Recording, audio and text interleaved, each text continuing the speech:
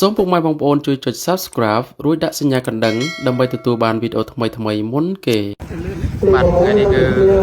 ជាការសម្ពោធនៅក្លោកវាវត្តកន្លែងចាស់ហើយជាការនិមន្តមកដល់ទឹកអធមរបស់ព្រះអង្គព្រះមេបដិវិស័យព្រះចន្ទនីព្រះអង្គនឹងផ្ដល់នៅអវាទក៏ដូចជាចូលរួមនៅក្នុងកម្មវិធីនេះផងដែរហើយមានការទទួលយ៉ាងកក់ក្ដៅពីបាទបងមកសាលីtừ bát trắng ăn cạ rồi vô tạ đi coi người ta bát đèn chắc từ đó mọi ở tam phần là nặng mình tiêu người ta cái riêng thì mà chẳng phía từ bát tiêu ra hôm nào người ta cười say mà nó chăn mình đi mình muốn chặt tay cho nó đỏ cho con mình muốn chia đây và nên